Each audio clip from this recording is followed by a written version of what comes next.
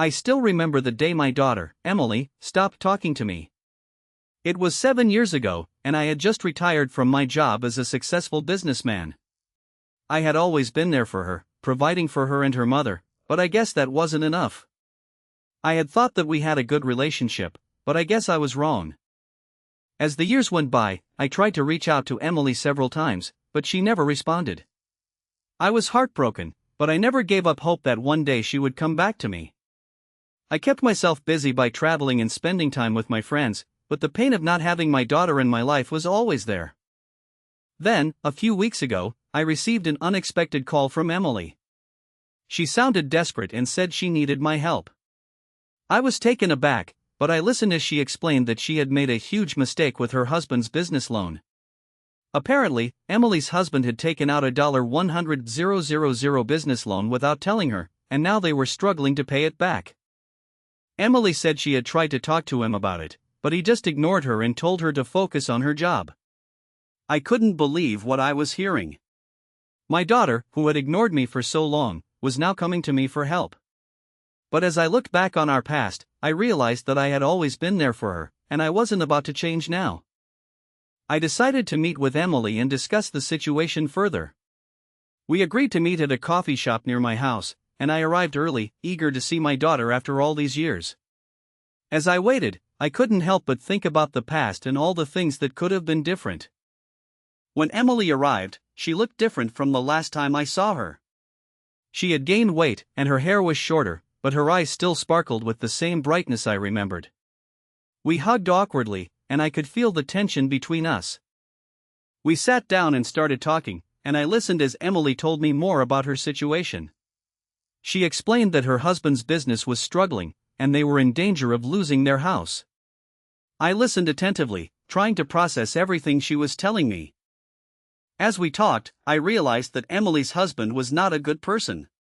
He had taken advantage of Emily's kindness and naivety, and now he was putting her in a difficult situation. I felt a surge of anger towards him, but I knew I had to stay calm and think clearly. I asked Emily if she had considered seeking help from a financial advisor, and she said she had, but her husband was too proud to accept help. I realized that Emily was in a difficult situation, and I had to think carefully about how I could help her. As we finished our coffee, Emily looked at me with tears in her eyes and said, "Dad, I'm so sorry for ignoring you all these years. I was wrong to do that, and I hope you can forgive me." I looked at her, and my heart melted. I had always loved my daughter, and I wasn't about to turn my back on her now. "I forgive you, Emily," I said, "but we need to talk about your husband and his business loan.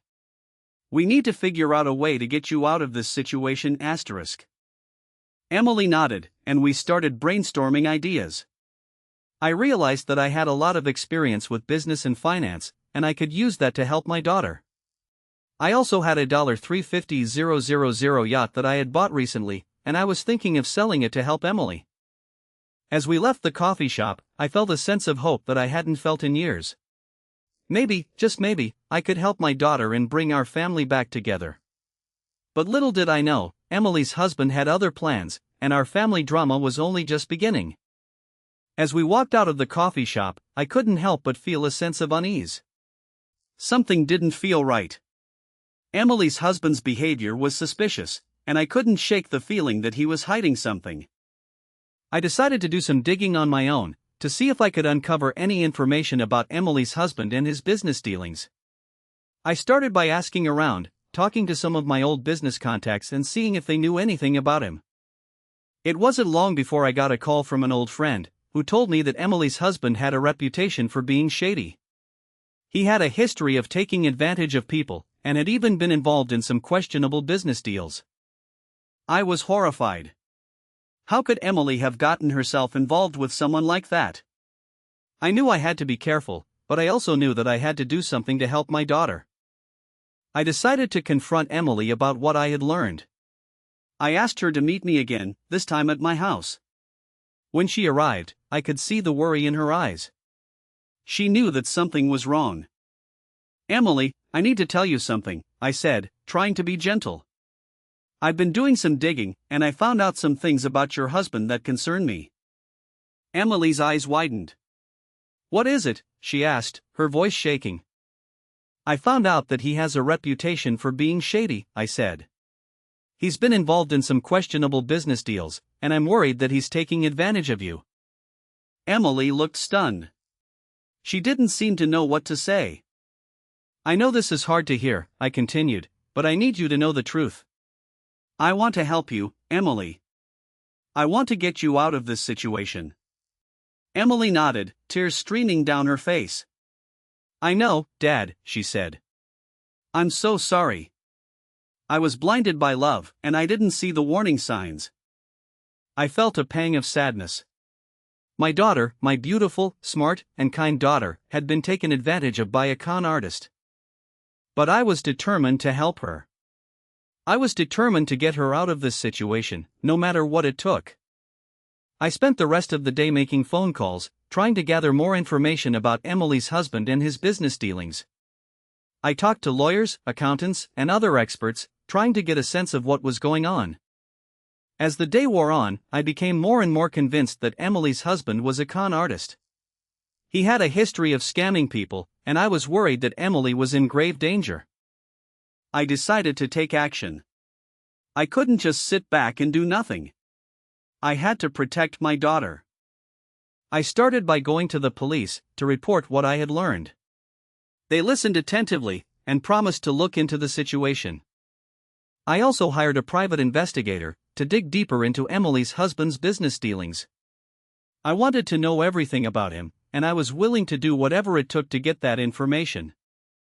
As the days went by, I became more and more obsessed with uncovering the truth. I spent every waking moment thinking about Emily's husband and how I could bring him down. And then, just when I thought things couldn't get any worse, I received a call from an unknown number. You're meddling in things you don't understand, a menacing voice said. Back off, or you'll regret it. I felt a chill run down my spine. Who was this person, and what did they want? But I wasn't intimidated. I was determined to protect my daughter, no matter what it took. I'm not going to back off, I said, my voice firm. I'm going to keep fighting until my daughter is safe. There was a pause on the other end of the line, and then the voice spoke again. We'll see about that, it said, before hanging up. I was left feeling shaken, but I was more determined than ever to bring Emily's husband down. I was going to fight for my daughter, no matter what it took. But as I looked out the window, I couldn't shake the feeling that I was being watched. And I wondered, what was coming next? I tried to shake off the feeling of being watched, but it lingered. I couldn't help but wonder who was behind the menacing phone call and what their motives were. Was it Emily's husband, trying to intimidate me into backing off? Or was it someone else entirely? I decided to take extra precautions, just in case. I installed security cameras around my house and made sure all my doors and windows were locked.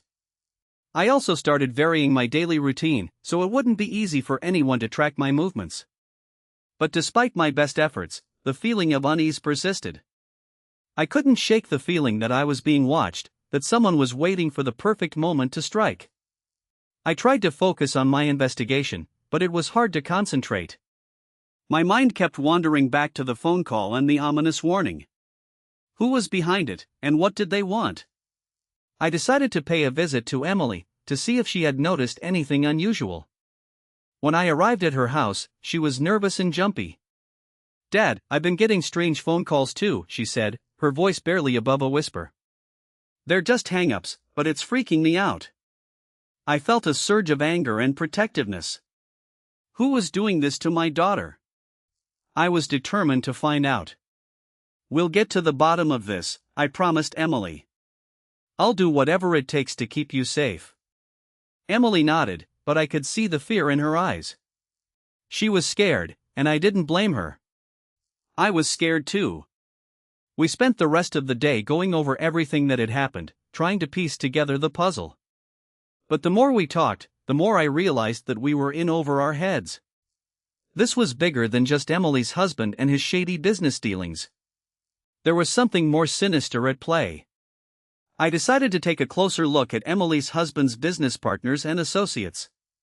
Maybe one of them was behind the threatening phone calls. I spent the rest of the day researching and making phone calls, trying to gather more information. But the more I dug, the more I realized that I was in grave danger. I had stumbled into something much bigger than I had ever imagined, something that could get me killed. I tried to shake off the feeling of unease, but it was hard to ignore. I knew I had to be careful, but I also knew I couldn't back down. I had to protect my daughter, no matter what it took. As the sun began to set, I decided to head back home. I was tired and anxious, but I knew I couldn't give up. Not now, when Emily's life was at stake. As I drove through the quiet streets, I noticed a car following me. I tried to lose it in traffic, but it kept pace with me. My heart was racing as I pulled into my driveway. I jumped out of the car and ran to my front door, slamming it shut behind me. I leaned against the door, panting, and listened. The car had stopped outside my house. I could hear the engine idling, but nothing else. I waited for what felt like an eternity, but there was no sound. No movement. I slowly got up and made my way to the living room window. I peeked outside, but the car was gone. I was left standing there, feeling shaken and confused. What was going on? Who was behind this, and what did they want? I didn't have any answers, but I knew one thing for sure: I was in grave danger. I stood there for a few moments, trying to process what had just happened. The car had been following me, and now it was gone. I felt a chill run down my spine as I realized that I was being stalked. I tried to shake off the feeling of unease, but it was hard to ignore. I knew I had to be careful, but I also knew I couldn't let fear take over. I took a deep breath and tried to think clearly. I needed to figure out who was behind this and what they wanted. I decided to review the security footage from my house to see if I could get a glimpse of the car or its occupants. I spent the next hour poring over the footage, but it was grainy and unclear. I couldn't make out the license plate number or any distinctive features of the car. I was frustrated and anxious, feeling like I was getting nowhere. I decided to take a break and clear my head. I went for a walk around the block, trying to shake off the feeling of unease. As I walked, I noticed that the streets were quiet and deserted. It was as if everyone had vanished, leaving me alone to face whatever was coming. I quickened my pace, feeling a sense of unease growing inside me. I couldn't shake the feeling that I was being watched, that unblinking eyes were trained on me from the shadows. I turned a corner and saw a figure standing in the distance. It was a woman, dressed in a long coat and a hat. She was standing perfectly still, watching me. I felt a jolt of fear as I realized that she was the one who had been following me. I tried to run, but my legs felt heavy and unresponsive. I was frozen in place, unable to move or speak. The woman didn't move either. She just stood there, watching me with an unblinking gaze. I felt like I was trapped in a nightmare, unable to wake up. The woman didn't seem to be doing anything, but I could feel her presence washing over me like a wave. It was as if she was sucking the air out of my lungs, leaving me gasping for breath. I tried to call out for help, but my voice was hoarse and barely audible. The woman didn't seem to hear me. She just kept watching me, her eyes boring into my soul. I felt like I was drowning in her gaze, unable to escape. And then, just as suddenly as she had appeared, the woman vanished. I was left standing there, feeling shaken and confused. I didn't know what had just happened, but I knew I had to get out of there. I turned and ran, not stopping until I was back in the safety of my house. I locked the door behind me and leaned against it, panting. I knew I had to be careful, but I also knew I couldn't let fear take over. I had to keep moving forward, no matter what. I took a deep breath and tried to calm down. I knew I had to think clearly and come up with a plan. I couldn't let whoever was behind this push me around. I was determined to take control and fight back. But as I stood there, trying to gather my thoughts, I heard a faint noise coming from outside. It was a scratching sound, like fingernails on a chalkboard. I felt a chill run down my spine as I realized that the woman was back. And this time, she was closer. I froze, my heart pounding in my chest. The scratching sound was getting louder, more insistent. It was like someone was trying to claw their way into my house. I knew I had to do something, but I didn't know what. I slowly made my way to the window, trying to see what was going on outside. But as I looked out, I saw nothing. The street was empty, the houses across the way dark and silent. But the scratching sound continued, growing louder and more intense. I felt like I was being driven mad, like the sound was crawling under my skin and making me crazy. I tried to think clearly, to come up with a plan. But my mind was a jumble of fear and anxiety. I didn't know what to do, or where to turn. And then, just as suddenly as it had started, the scratching sound stopped. The silence was oppressive, heavy with anticipation. I felt like I was waiting for something to happen, but I didn't know what. I stood there for what felt like an eternity, my heart pounding in my chest. And then, I heard a faint noise coming from the back of the house. It was a creaking sound, like the floorboards were shifting and groaning. I felt a chill run down my spine as I realized that someone was inside my house. I tried to move, to go and investigate. But my legs felt like lead, my body frozen with fear. I was trapped, unable to move or escape. And then, I saw a figure moving out of the corner of my eye. It was a woman, tall and imposing. She was moving slowly, deliberately, her eyes fixed on me. I tried to scream, but my voice was hoarse and barely audible. The woman didn't seem to hear me. She just kept moving, her eyes fixed on me with an unblinking gaze. I felt like I was trapped in a nightmare, unable to wake up. The woman was getting closer and closer, her eyes burning with an intensity that made my skin crawl. I knew I had to do something, but I didn't know what. I was frozen with fear, unable to move or escape. And then, just as the woman was about to reach me, everything went black. I felt like I was falling, plummeting down into a dark and endless abyss. I was trapped, unable to escape. And as I fell, I knew that I was in grave danger. I was at the mercy of the woman, and I didn't know what she was capable of. I was trapped, and I didn't know if I would ever be able to escape. The darkness closed in around me, a suffocating shroud that threatened to consume me whole. I was lost, alone and adrift in a sea of fear and uncertainty. And as I fell, I knew that I might never find my way back. I don't know how long I was out. It could have been minutes, hours, or even days. All I know is that when I came to, I was lying on the floor, my head throbbing with a dull ache. The woman was standing over me, her eyes fixed on me with an unblinking gaze. I tried to sit up, but a wave of dizziness washed over me, forcing me back down. The woman didn't move. She just kept watching me, her eyes burning with an intensity that made my skin crawl. I knew I had to get out of there, but I didn't know how. I was trapped, unable to move or escape. And then, I heard a faint noise coming from outside. It was a car engine, revving up and then fading away into the distance. The woman's eyes flickered, and for a moment, I saw a glimmer of something else.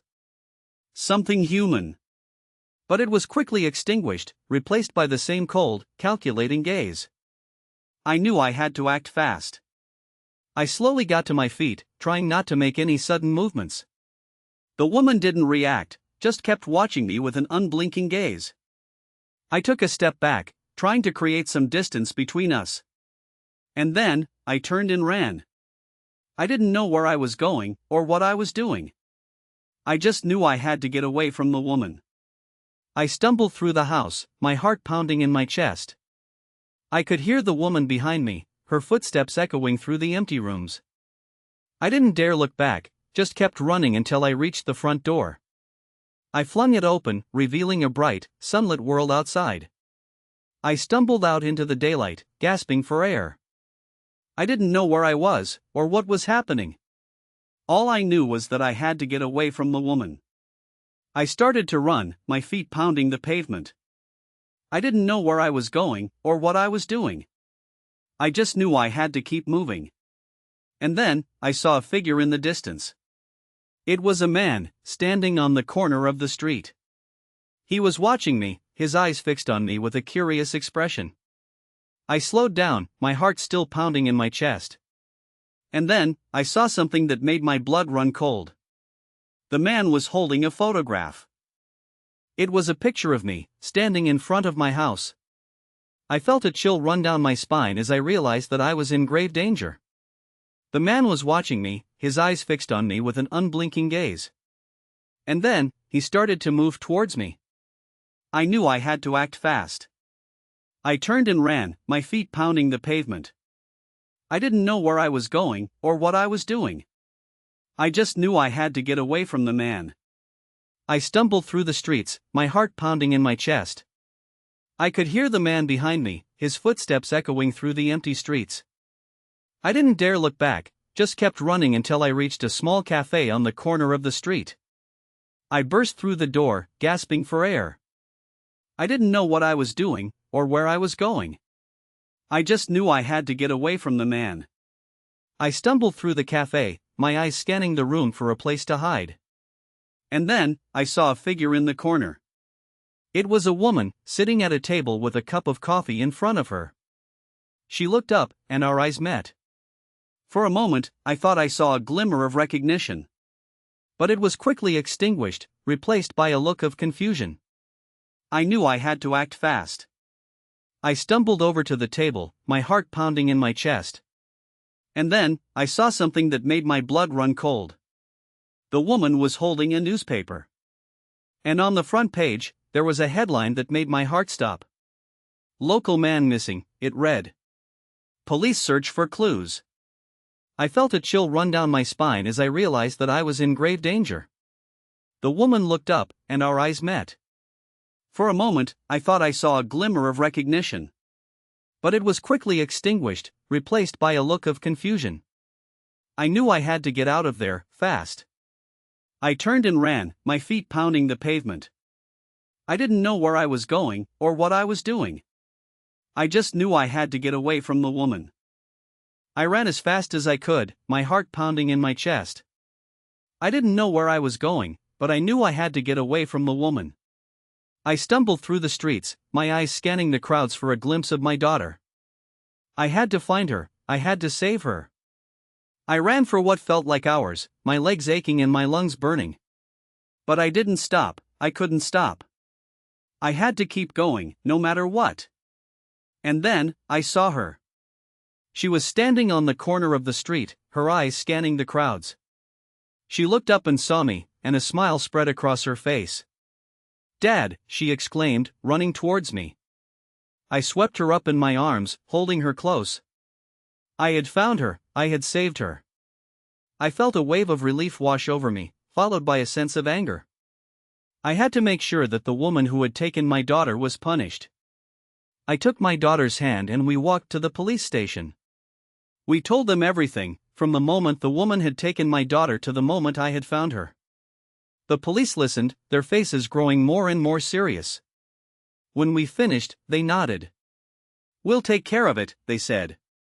"We'll make sure she pays for what she's done." I felt a sense of satisfaction, knowing that justice would be served. But I knew that it wasn't enough. I had to make sure that the woman knew that she had made a mistake, that she had underestimated me. I wanted her to know that I would do anything to protect my daughter, that I would stop at nothing. So I went to her house, my daughter by my side. We stood outside, looking at the house. It was a nice house, a house that looked like it belonged to a normal person. But I knew that it didn't. I knew that the woman who lived there was not normal, that she was a monster. I took a deep breath and walked up to the door. I knocked, and when the woman answered, I smiled. "You're under arrest," I said, my voice firm. The woman looked at me, her eyes widening in surprise. And then, she smiled. "You'll never take me alive," she said, trying to close the door. But I was too quick. I pushed the door open and grabbed her, holding her in a tight grip. "You're not going anywhere," I said, my voice firm. The police arrived, and they took the woman away. As they drove off, I turned to my daughter and hugged her. "It's over," I said, my voice shaking with emotion. "You're safe now." My daughter hugged me back, tears streaming down her face. "I'm sorry, Dad," she said. "I'm so sorry." I held her close, feeling a sense of relief wash over me. It was over, and my daughter was safe. I had protected her, and I had made sure that the woman who had taken her was punished. I felt a sense of pride, knowing that I had done what was right. And as I held my daughter close, I knew that I would always be there for her, no matter what. I would always protect her, no matter what. The woman was sentenced to life in prison, and I was hailed as a hero. But I didn't care about any of that. All I cared about was my daughter, and the fact that she was safe. I had protected her, and I would always be there for her. That was all that mattered.